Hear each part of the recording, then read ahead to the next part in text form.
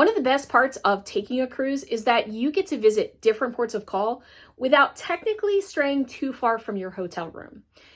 And the struggle becomes, though, when I'm visiting this port of call, should I book a port adventure, as Disney calls them, or an excursion? Should I do something different? That's a tricky question. So here are 3 pros and 3 cons about booking a port adventure on Disney Cruise Line.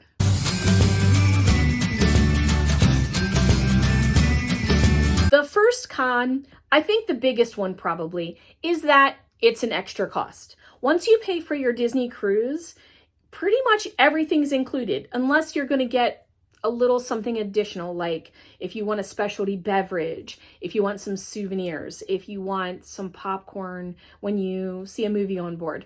Those things are a little extra, but for the most part, once you've paid off your Disney cruise, your entertainment's included, dinner's included, mostly everything's included. So do you want to have that additional cost? Excursions or port adventures can be a little bit money extra. I think maybe the lowest we've paid was on Castaway Cay for the bike riding. It was like $15. I don't know if that's the exact price. I'll put it down here what the current price is. But some of them are several $100s per person. So it really depends on, do you want to spend extra money? So I look at that as a negative, because you may just want to, stick with your budget, your original budget. You know exactly what you're going to spend. So that's kind of a con, the extra money for an excursion or a port adventure. Number 2 for a con is you do miss time on the ship. And I love exploring the ship. I take a whole day or most of a day to do that, especially if it's a new ship that I'm on, because there's so much to do. There's so much to see. There are so many activities scheduled throughout the day. And sometimes even just relaxing on a ship is enough, especially if you're in port, because a lot of people get off the ship. So staying on board and taking advantage of a less crowded ship, taking advantage of some of the activities or amenities that are on board is really, I think, a positive of not booking a port excursion. And it's a negative if you want to see like that you'll miss time on the ship by engaging in a port excursion. Some port excursions take all day. There's several that are seven hours long. So you would be completely off the ship all day long. So I look at that as a negative.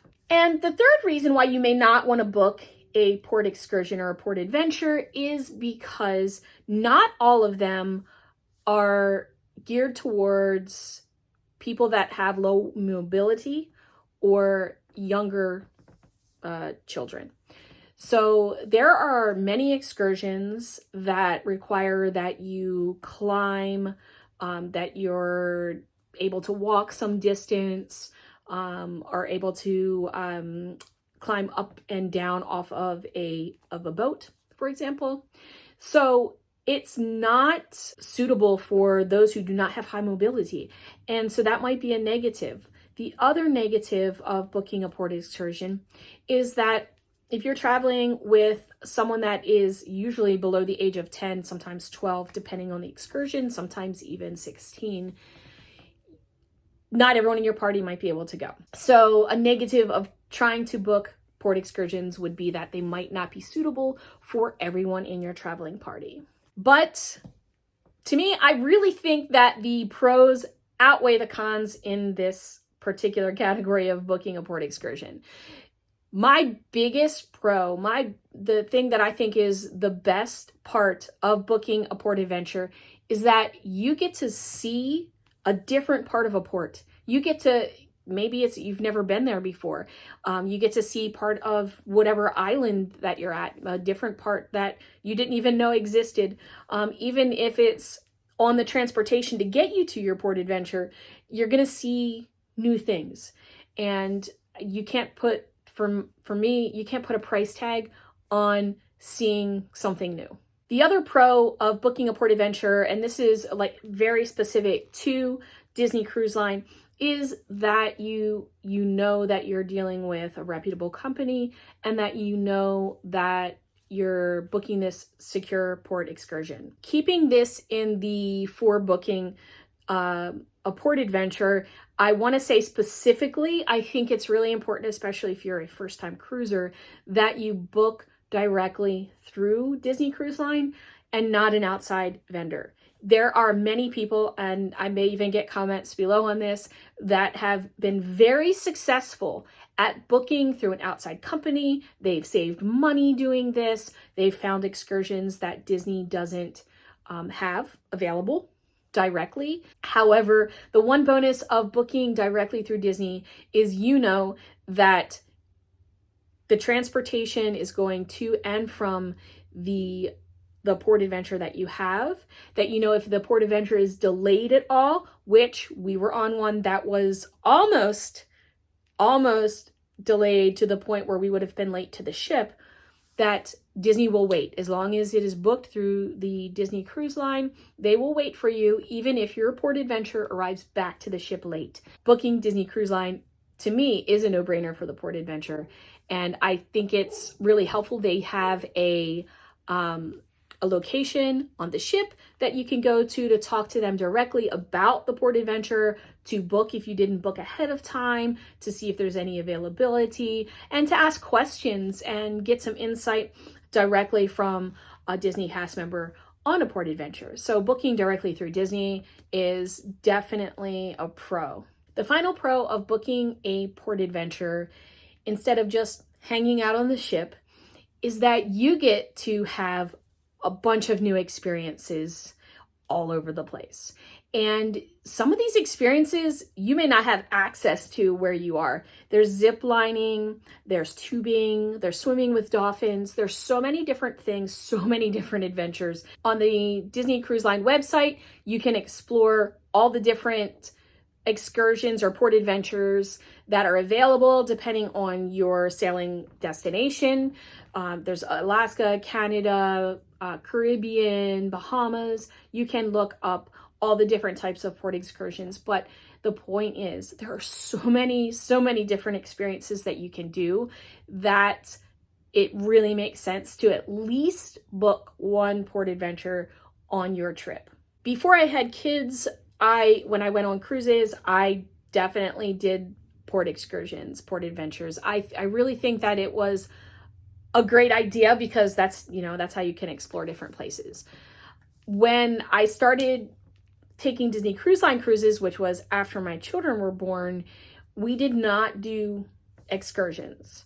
We simply stayed on the ship, or we just went off of the ship long enough to explore whatever shopping area they had. And actually, when we went to Puerto Rico on the Disney Wonder, we did walk up to the port that they had, which was probably about 5 blocks from the ship. So we didn't book a port adventure for that, but kind of explored a little bit on our own. However, when we went on our most recent cruise, we booked our first real port adventures. And it was something that my children absolutely loved. They couldn't believe we've never done a port adventure before. And I didn't even realize how big of an impact it would be on them. So I know that sometimes people, they're weighing out, like I just put here, a couple pros, a couple cons of booking a port adventure. And for me, the biggest con, as I mentioned, was probably the extra money. But if you can budget it and you can swing it, at least adding one port adventure to your cruise might be a good idea to make those magical memories and to just explore something new. Have you thought about this before? Do you have some cons that keep you from booking a port adventure? Or do you have reasons why you continue and always book a port adventure on your Disney Cruise Line cruise? I would love to hear your comments below. I would also love to hear if there are any port adventures that you think are something that no one should miss when they go to whatever port of call that is taking place, that they should absolutely make sure that they take this port adventure. Please drop those in the comments below, because I'm looking for new port adventures and other people out there may be as well. Thank you for watching. I hope that you have found this a little bit helpful and that the information might help you to weigh the pros and cons of possibly booking a port excursion.